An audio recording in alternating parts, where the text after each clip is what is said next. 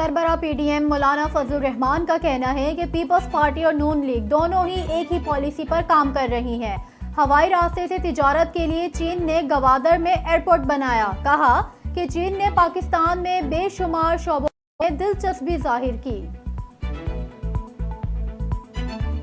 पंजाब, खैबर पख्तूनख्वा और आज़ाद कश्मीर समेत मुल्क के मुख्तलिफ इलाकों में ज़लज़ले के झटके। झेलम, हाफिजाबाद, सवात, बाग आज़ाद कश्मीर, वादी नीलम, शकरगढ़, जफरवाल और गर्दोनवा में भी ज़लज़ले के झटके महसूस किए गए। शिद्दत 5.6 रिकॉर्ड की गई। ज़लज़ले का मरकज़ मशरिकी कश्मीर था। मुख्तलिफ शहरों में एहतियात और खौफ के बाइस लोग घरों और दफातर से बाहर निकल आए। समंदरी तूफान का फासला मजीद कम। सिविल इंतजामिया और फौज मुतहरिक। साहिली पट्टी से 90,000 अफराद के इनखला की कोशिश है। महकमा मौसमियात ने समंदरी तूफान के हवाले से 15वां अलर्ट जारी कर दिया। बदीन और सजावल में भी मुतासरीन की रिलीफ कैंपों में मुंतकली जारी। वफाकी वजीर राना सनाउल्लाह का कहना है कि साबिक वजीर आजम के बयानात बेबुनियाद हैं और उनकी कोई कानूनी हैसियत नहीं है। कहा कि चेयरमैन पीटीआई के पास कोई सबूत नहीं है।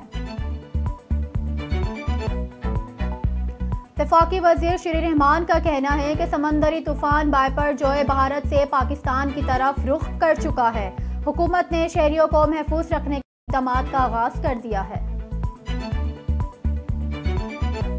वज़ीर आला सिंध मुराद अली शाह का कहना है कि समंदरी तूफान के पेश नज़र साहिली पट्टी पर लोगों का इनखला रात भर जारी रहा। केटी बंदर की 13,000 अफराद की आबादियां खतरे में।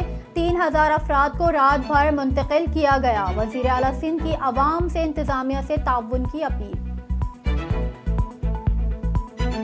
चेयरमैन पीपल्स पार्टी बिलावल भुट्टो जरदारी की समंदरी तूफान के पेश नज़र अवाम से अपील। कहा समंदरी तूफान से कराची, ठट्टा, सजावल और बदीन के साहिली इलाकों को खतरा है। साहिली इलाकों के लोग इंतजामिया से ताउन करें और हिफाजती मकामात पर मुंतकिल हो जाएं। बिलावल भुट्टो जरदारी की पीपल्स पार्टी के कारकुन को इमदादी सरगर्मियों में इंतजामिया का हाथ बटाने की भी हिदायत।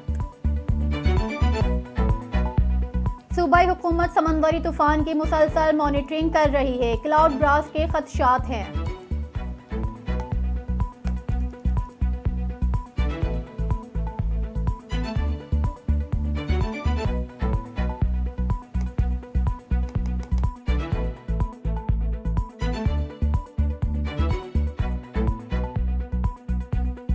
वज़ीर आज़म शहबाज शरीफ कहते हैं बजट 2023-24 नौजवान की तरक्की, कारोबार और रोजगार का तारीखी बजट है। मायूसियों को मिटाना, मुल्क व कौम की तामीर, तरक्की और खुशहाली से नया एतमाद और उम्मीद बहाल करना होगी। आइंदा माली साल पाकिस्तान और अवाम की आमदन बढ़ाने का साल साबित होगा। पाकिस्तान तहरीक इंसाफ के रुकन सिंध असेंबली अली अजीज ने पार्टी से अलहदगी का ऐलान कर दिया। कहा 9 मई के वाक़यात की भरपूर मसम्मत करता हूँ। जो लोग इसमें मुलव्विस हैं उनके खिलाफ कार्रवाई की जाए। अपना वक्त अहले खाना को देना चाहता हूँ। फैसलाबाद में मुसाफिर बस ट्रैक्टर ट्रॉली से टकरा गई। हादसे में 5 अफराद जहां बहक और 2 शदीद जख्मी हो गए। लाशों और जख्मियों को अस्पताल मुंतकिल कर दिया गया है। पुलिस के मुताबिक जहां बहक होने वाले अफराद ओकाड़ा के रिहायशी हैं।